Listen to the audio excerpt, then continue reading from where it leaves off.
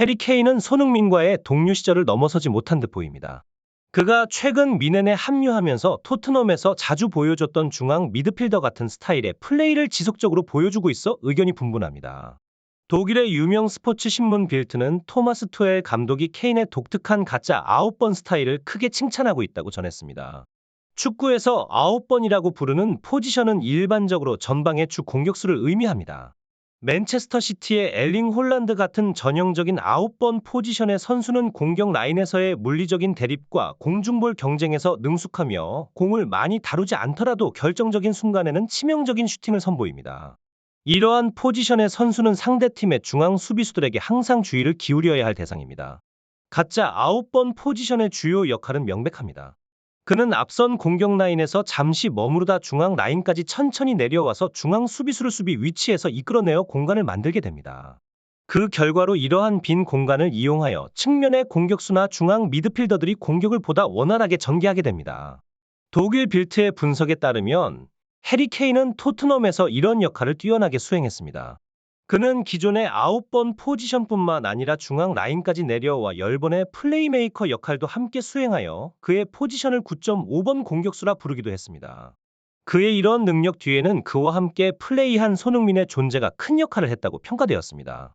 실제로 지난 시즌 토트넘에서는 해리 케인이 중앙 라인까지 내려와 공을 받는 동안 그 사이로 빠르게 침투하는 손흥민에게 패스를 연결하는 것이 주요한 공격 전략 중 하나였습니다. 프라이부르크와의 대결에서도 이러한 패턴이 재현되었습니다. 독일의 축구 전문가들은 해리 케인의 가짜 9번 역할이 팀의 3-0 승리에 큰 역할을 했다고 평가했습니다.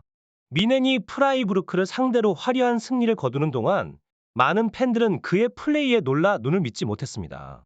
케인은 수비 진영 깊은 부분에서도 공을 받는 플레이를 보여주었는데 이는 전 세계적으로 알려진 공격수에게는 별로 흔하지 않은 모습이었습니다.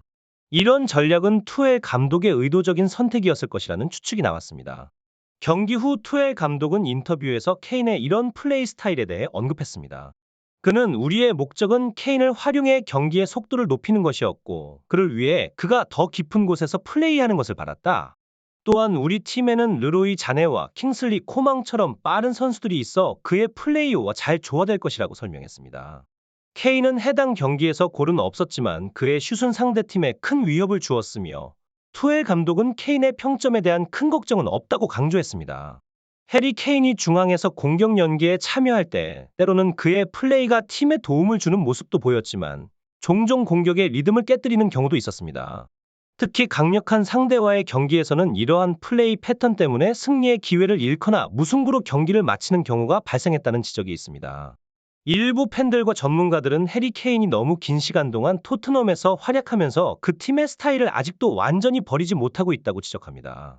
특히 손흥민이 그의 곁에 있을 때 케인이 전방에서 활약하지 않아도 손흥민이 골을 자주 넣어주었던 점을 부각시켜 미넨에서의 케인의 현재 플레이가 손흥민의 부재 때문에 어려움을 겪고 있다는 비판의 목소리가 높아지고 있습니다.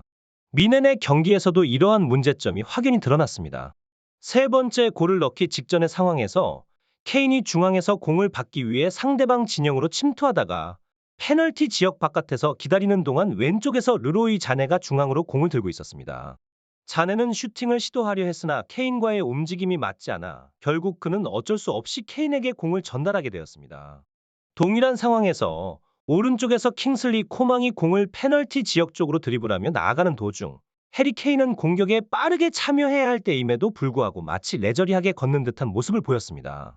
이로 인해 결국 킹슬리 코망은 자신만의 판단으로 슈팅을 시도하게 되었는데 다행히도 이 슈팅이 골로 이어졌습니다. 하지만 만약 그 슈팅이 실패했다면 올바른 위치에 서 있지 않았던 해리 케인에게 많은 비판의 목소리가 있었을 것입니다. 해리 케인이 슈팅을 할 때나 공격 전개 중에도 그의 움직임과 나머지 윙어들과의 호흡이 서로 맞지 않는 모습이 눈에 띄었습니다. 그로 인해 여러 차례 허술한 움직임과 턴오버가 발생했는데 이런 스타일의 전개는 강한 상대팀에게는 전혀 효과적이지 않았습니다. 놀라운 점은 해리 케인의 플레이 스타일이 전통적인 가짜 9번 역할과는 많이 다르다는 것입니다. 실제로 그의 위치 선택과 움직임만을 관찰해도 그가 일반적으로 알려진 가짜 9번 스타일과는 다른 전략을 취하고 있음을 쉽게 알 수 있습니다. 가짜 9번이라는 용어는 선수의 위치보다는 그들의 역할과 전략적 기능에 중점을 둡니다. 이 역할을 수행하는 선수는 폴스나인이라고 불리며 그들은 공격형 미드필더나 세컨드 스트라이커의 역할을 겸비한 다재다능한 능력을 보유하고 있습니다. 이들은 전술적 선택에 따라 중앙 공격수 근방에서 활동하며 동시에 미드필더와 가까운 영역에서도 자유롭게 움직일 수 있는 특성을 갖고 있습니다. 각자 9번의 주요 기능은 상대팀의 센터백과의 경합을 피하고 대신 미드필더 영역까지 활동 범위를 확장하는 것입니다.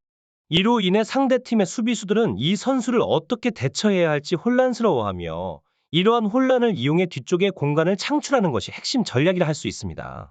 그런데 해리 케인의 경우 그의 움직임은 이 전략을 완벽하게 수행하는 것처럼 보이지 않습니다.